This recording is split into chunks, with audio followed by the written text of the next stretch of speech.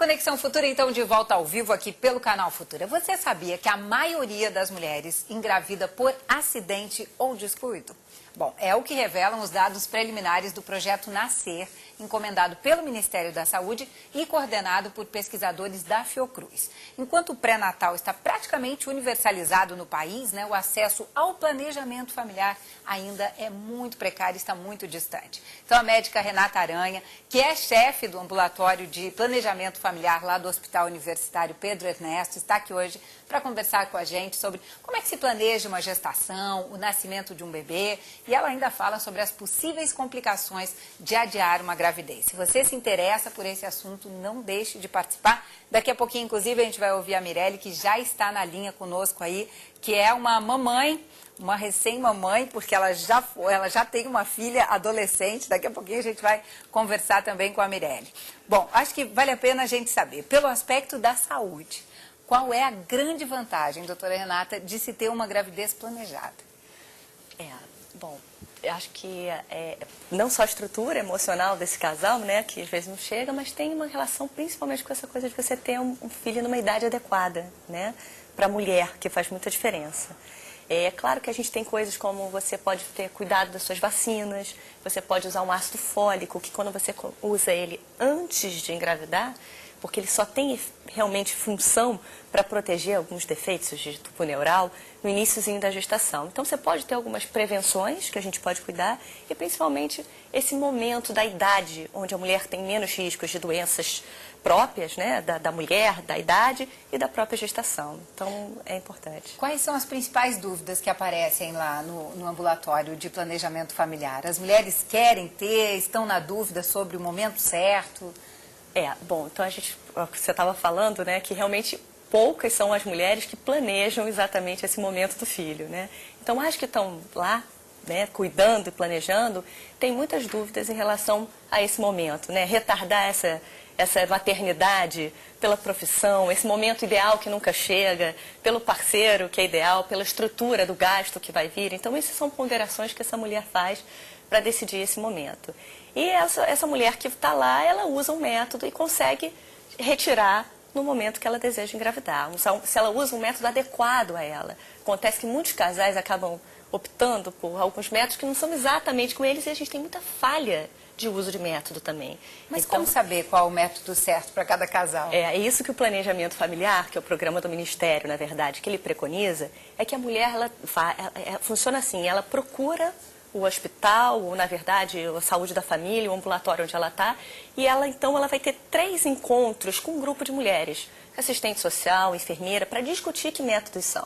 Discutir quais são as coisas boas, quais são os efeitos colaterais, quem pode usar, para ela poder entender, dentro da personalidade, do estilo de vida, do estilo da relação sexual que ela tem, qual é esse método que realmente vale a pena. E tem várias coisas, desde o custo desse método, que é uma coisa importante a gente ponderar, até o número de vezes. Você usar uma camisinha é uma coisa que demanda uma iniciativa no momento da relação. Você precisa ter um compromisso, um diafragma, tem que lembrar, colocar antes de sair para o encontro. Então, mulheres, não são todas as mulheres que conseguem lembrar de tomar diariamente, no mesmo horário, uma pílula. Então, talvez a gente possa optar por outros métodos que dependam menos dessa vontade dela, dessa lembrança dela ao método. Então, quanto tempo isso toma dessa mulher? 3 dias, mas qual o tempo que ela tem que estar disponível para participar de um projeto como esse? Quando você fala do pré-natal, que a gente conseguiu e é uma conquista real, eu acho que tem uma conscientização das mulheres, onde o pré-natal é importante, cuidar dessa gestação, desse filho que você pode proteger efetivamente, no planejamento familiar. Talvez a gente não tenha essa conscientização, porque qualquer pílula que você use, que você pegue com a dica da amiga, funcione. E, na verdade, muitas pessoas utilizam errado esse método. E tem até uma proposta que eu acho que a gente ainda pode aprimorar, de facilitar essa chegada da mulher. Porque a gente quer a participação dela, mas tem que 3 vezes faltar ao trabalho, passagem, transporte, até ela conseguir efetivamente receber um método permanente. Então, às vezes, nesse percurso, nessa dificuldade de marcar, que ela tem que ir até o local para marcar, a gente acaba perdendo essa mulher, a aderência, Porque talvez o meio mais fácil seja passar num ambulatório ou numa UPA dessas, ou num posto de saúde mesmo e pegar lá a pílula, né? Funciona dessa maneira ou ela necessariamente tem que passar por um processo? Assim, existe esse método temporário que a gente chama, né? Você não vai, se ela está lá e ela quer, a gente pode participar um método temporário. Mas o que a gente vê que realmente faz diferença é a participação da mulher, a compreensão sobre aquele processo. Aí a gente entra a prevenção das DSTs, né, das doenças sexualmente transmissíveis, e esse cuidado de quando parar, de como usar. Muitas vezes, quando o método é apenas receitado, ela não usa de uma forma tão adequada, porque não é aquele o método para ela, não teve o tempo de decidir. Então, por exemplo, o DIU, que é uma grande opção hoje em dia, né, um método que dura 10 anos, a mulher coloca um método muito simples de inserção no ambulatório e ela fica segura por 10 anos, sem ter que lembrar, só fazendo suas rotinas médicas. Então, é importante ela ter essa opção, ela, o casal, ter esse leque de opções e poder decidir uma coisa mais segura para ela. Você falou que algumas mulheres usam de maneira errada a pílula anticoncepcional. Qual é o principal erro? O principal erro das mulheres é porque a primeira cartela deve iniciar no primeiro dia da menstruação. Primeiro dia é aquele dia que vem um fluxo vivo.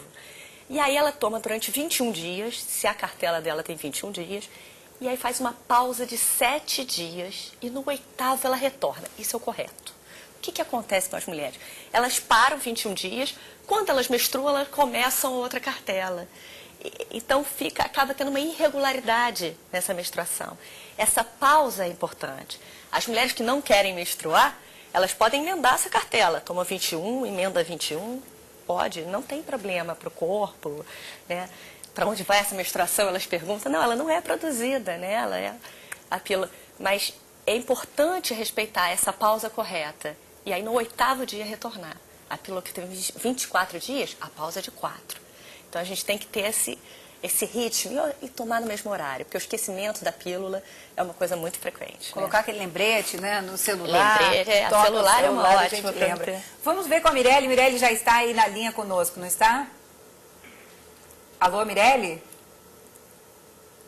Oi, Mirelle, você está nos ouvindo bem? Oi, eu estou ouvindo sim, muito bem. Oi, tudo bom? Olha, a história que eu sei de você é o seguinte, que você está com 38 anos, tem uma filha de 19 e acabou de ter o Miguel, que está com 1 ano e pouquinho, né? Miguel está com 1 ano e 2 meses. Deixa eu te perguntar uma coisa, Mirelle. Qual foi o método contraceptivo que você estava usando na época que você ficou grávida do Miguel? Ou se o Miguel foi uma gravidez planejada? Não, o Miguel não foi uma gravidez planejada. Eu fazia uso do contraceptivo injetável todo mês e usava por 12 anos, mais ou menos, e ocorreu uma gravidez aí inesperada. E aí, você não queria, então, na verdade? Porque você já tinha uma filha criada, como se diz, né? Eu já tenho a Gabi, que agora está com 19, mas foi a melhor coisa que aconteceu na minha vida, porque quando eu tive a Gabi, eu só tinha 18. Então, a gente era meio adolescente, meio aborrecente. Agora não, agora com o Miguel é tudo diferente. O Miguel é uma bênção, ele é sábio, está aqui mexendo nas coisas. É muito bom, muito gratificante. Agora, Mirelle, você já tinha passado dos 35 anos quando você ficou grávida do Miguel. Isso, de alguma maneira, te preocupou? Me preocupei principalmente com a minha saúde. Porque na minha família é uma família de diabéticos.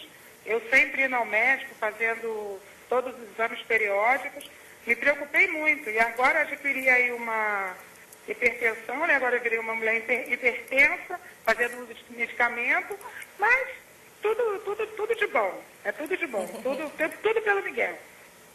Doutora Renata, é comum acontecer isso, uma gravidez um pouquinho mais tardia já, né? Após os 35 anos é como vocês se referem, né, não? Não.